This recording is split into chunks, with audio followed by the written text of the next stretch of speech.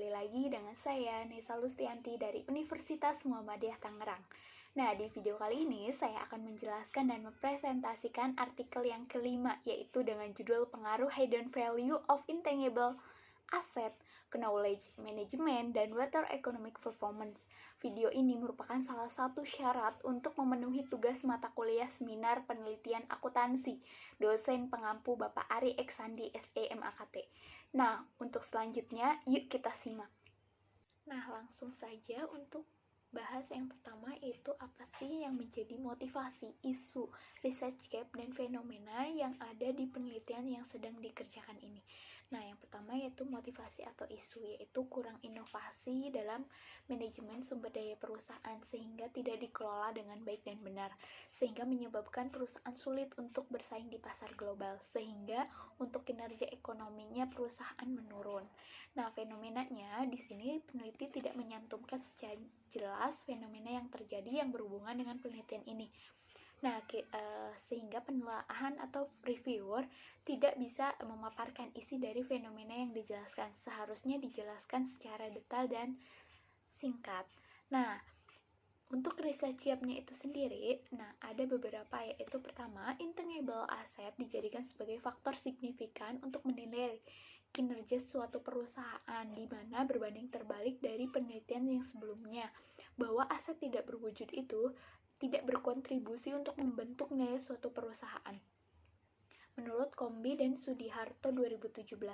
Yang kedua, yaitu knowledge management mengungkapkan informasi internal dan mengoptimalkan nilai dari kinerja suatu perusahaan. Sehingga hasil yang berbeda menurut William 2018, yaitu menemukan bahwa knowledge management itu tidak memiliki pengaruh sama sekali terhadap economic performance. Nah, yang ketiga yaitu perusahaan mengungkapkan water accounting ini memiliki nilai di mata investor karena dipandang memiliki nilai manajemen yang baik menurut Chris dan Burit 2016. Tetapi nilai manajemen sebuah perusahaan itu dinilai baik menurut economic performance jika economic performance-nya juga baik dan memiliki tata kelola yang baik, berbanding terbalik dengan penelitian yang menunjukkan bahwa water accounting itu tidak berpengaruh terhadap persistensi laba, di mana menggambarkan kinerja ekonomi suatu perusahaan diukur dari harga sahamnya atau return asetnya, sehingga pertimbangan investor untuk melakukan kegiatan investasi itu menurut Cahaya 2018. Nah, kritiknya di sini tidak ada kritik untuk poin ini, tetapi di penelitian ini mungkin fenomenanya tidak cukup dijelaskan secara jelas dan detail. Nah, yang kedua, jelaskan artikel-artikel utama di dalam penelitian ini. Nah, yang pertama, maraknya bisnis yang beraneka ragam disertai dengan inovasi teknologi yang semakin berkembang, menjadikan suatu perusahaan adanya persaingan global semakin meningkat. Ini mengungkapkan oleh Alsair 2014.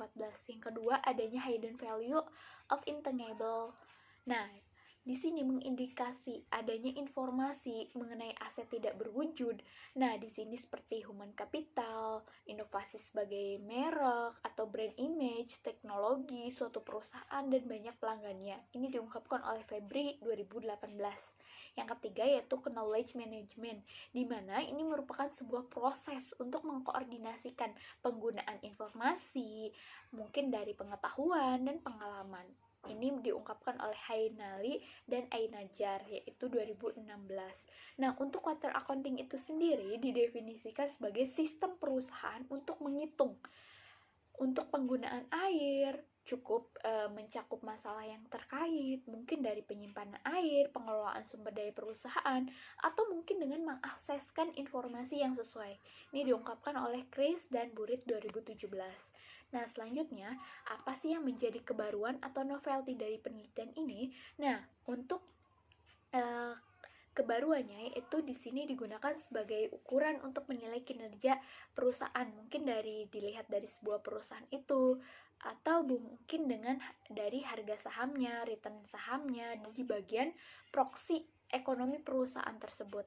Nah, di sini peneliti tidak menyantumkan novelty atau kebaruannya secara jelas. Nah, sehingga hasil novelty tersebut oleh reviewer itu sendiri.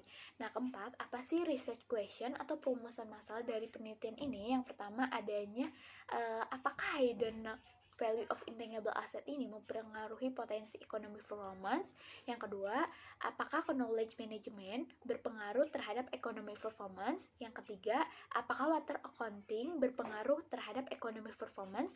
Nah, di sini peneliti sudah cukup jelas menjelaskan perumusan masalahnya. Yang kelima, apa sih tujuan dari penelitian ini? Yang pertama yaitu untuk mengetahui hubungan hidden value of intangible asset mempengaruhi atau tidak terhadap ekonomi performance. Yang kedua, apakah knowledge management berpengaruh terhadap ekonomi performance? Yang ketiga, apakah water accounting berpengaruh terhadap ekonomi performance? Nah, di sini peneliti sudah jelas untuk menjelaskan tujuan dari penelitian ini dilakukan. Yang keenam, apa sih kontribusi dari penelitian ini? Kontribusinya yaitu ada dua, di mana yang pertama dalam studi ini fokus terhadap menjelaskan hubungan antara hidden value of intangible asset, knowledge management, dan water accounting terhadap economic performance. Yang kedua, serta peran economic performance, hidden value of intangible asset, knowledge management, dan water accounting. Nah, di sini kritiknya peneliti hanya menjelaskan secara general, secara global, tidak spesifik secara satu persatu. Nah, yang ketujuh, apa sih grand theory yang digunakan di dalam penelitian ini? Di sini, grand theory yang dipakai itu ada 3, stewardship theory, stakeholder, dan legitimate theory. Di mana stewardship theory ini mengungkapkan mengenai situasi manajer tidaklah termotivasi untuk tujuan individu saja, tetapi untuk kepentingan organisasi. Nah, yang kedua, stakeholder teori, di mana menyatakan bahwa stakeholder ini mempunyai hak memperoleh informasi mengenai suatu perusahaan yang dapat mempengaruhi pengambilan keputusan si investor dalam memilih atau tidaknya menggunakan informasi tersebut. Legitimate teori, di mana menyatakan bahwa organisasi atau suatu perusahaan itu berkesinambungan, harus memastikan informasi apakah mereka beroperasi dengan baik atau tidak, serta menjunjung norma-norma yang ada di aktivitas atau masyarakat setempat. Nah, kritiknya, peneliti sudah cukup jelas menyampaikan grand theory yang digunakan. Nah, yang ke-8, jelaskan keterkaitan grand theory dengan penelitian yang sedang dilakukan. Yang pertama itu stewardship theory, di mana penelitian ini memiliki keterkaitan antara economic performance dengan sikap manajemen yang menjadikan economic performance itu tampak lebih baik, di mana teori ini menjelaskan bahwa si manajemen tidak hanya termotivasi untuk tujuan pribadi, tetapi untuk tujuan organisasi juga. Nah, ini cara terbaik untuk meningkatkan kinerja ekonomi juga sebagai economic performance yang baik, dengan prinsipnya sebagai dasar pertanggungjawaban. Nah, yang kedua, stakeholder theory, di mana penelitian ini keterkaitan antara variabel hidden value of intangible asset, knowledge management, yaitu bahwa informasi ini nilai tersembunyi asetnya tidak berwujud, mungkin dapat diungkapkan atau tidaknya tergantung kepentingan stakeholdernya itu sendiri. Nah, ini mendorong nilai ekonomi performance itu untuk memiliki kepentingan stakeholdernya, di mana untuk meningkatkan kepercayaan stakeholdernya agar meminimalisir kesalahan atau kerugian yang mungkin akan muncul nantinya. Yang ketiga, legitimate teori. Nah, di mana ini berkaitan dengan variabel X3, yaitu water accounting, yaitu bahwa teori ini berhubungan dengan peraturan, pemenuhan aturan-aturan dari perusahaan untuk mengindikasi adanya pengungkapan water accounting, di mana harus sesuai dengan sistem manajemen yang telah memenuhi aturan yang berlaku menurut ketentuan undang-undang. Nah, di sini sudah cukup jelas di dalam peraturan pengelolaan lingkungan hidup, mungkin dari mengenai fasilitas pengolahan limbahnya, pembuangan limbahnya, bagaimana. Nah, di sini kritiknya peneliti sudah cukup jelas menjelaskan keterkaitan grand teorinya. Selanjutnya, bagaimana sih kerangka konseptualnya? Yang pertama, hidden value of intangible asset. Nah, itu X1-nya ada tidak sih berpengaruh terhadap economic performance. Yang kedua, knowledge management, atau X2 ada tidaknya berpengaruh terhadap economic performance. Ketiga, water accounting, yaitu berpengaruh atau tidaknya terhadap economic performance. Nah, di sini peneliti tidak mencantumkan kerangka konseptualnya, sehingga bagi si pembaca sangat sulit untuk melihat kerangka konseptual itu sendiri. Nah, ini merupakan hasil dari kerangka reviewer. Nah, yang ke-10, apa sih hipotesis dari penelitian ini? H1-nya yaitu hubungan hidden value of intangible asset ini berpengaruh positif terhadap economic performance. Yang kedua, untuk mengetahui apakah si knowledge management ini berpengaruh positif terhadap economic performance. Yang ketiga, water accounting itu berpengaruh positif terhadap economic performance, di mana sudah cukup jelas hipotesis yang dijelaskan di dalam penelitian ini. Nah, selanjutnya, jelaskan metode penelitian yang digunakan, rancangan penelitiannya, definisi operasionalnya, mungkin pengukuran teknik penarikan sampelnya, unit analisisnya, jenis data yang digunakan, uji kelayakan modelnya, dan metode analisis data. Nah, yang pertama di sini sudah dijelaskan bahwa untuk teknik penarikan sampelnya itu menggunakan peneliti ini menggunakan data perusahaan yang ada di Bursa Efek Indonesia tahun 2014 sampai dengan 2018. Peneliti sudah cukup jelas menyampaikan teknik penarikan sampelnya. Nah, uji analisisnya juga sudah cukup jelas disampaikan di dalam penelitian ini. Dia menggunakan perusahaan yang ada di Bursa Efek Indonesia pada tahun 2014 sampai dengan 2018. Nah, untuk jenis datanya itu sendiri sekunder, karena dia melihat dari website resmi Bursa Efek Indonesia. Nah, untuk uji kelayakan modelnya, di sini untuk uji kelayakan model sudah dijelaskan. Nah, untuk metode analisis datanya yaitu ada tabel uji Chow, uji Hostman, dan uji Lagrange multiplier. Nah, di sini sudah dijelaskan pula si peneliti menjelaskan metode analisis yang digunakan di dalam penelitian ini. Nah, yang ke-11 yaitu jelaskan bagaimana persamaan regresi yang digunakan untuk pengujian hipotesis. Di sini sudah dijelaskan oleh si peneliti adanya persamaan regresi dalam penelitian ini, di mana sudah cukup jelas peneliti menyantumkan tentang persamaan regresinya. Yang ke-12, jelaskan pembahasan hasil penelitian, mungkin dari statistik deskriptifnya, hasil uji kelayakan modelnya, hasil uji hipotesis, mungkin dari hipotesis yang terbukti atau tidak terbukti, dan pembahasannya.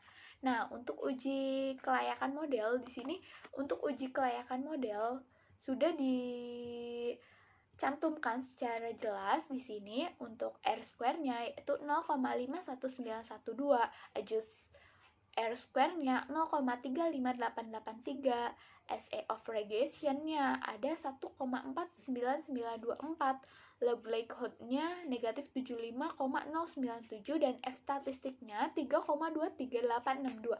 Sedangkan untuk probabilitas F statistiknya yaitu 0,00435, di mana untuk mean variation-nya yaitu 0,4286. Nah, di sini sudah dijelaskan secara jelas oleh tabel yang sudah di input dan dijelaskan di dalam EViews-nya itu sendiri. Nah, yang 14, apa sih kesimpulan atau keterbatasan implikasi di dalam penelitian ini? Nah, di dalam penelitian ini sudah dijelaskan untuk kesimpulannya yaitu di sini peneliti menggunakan 5 atau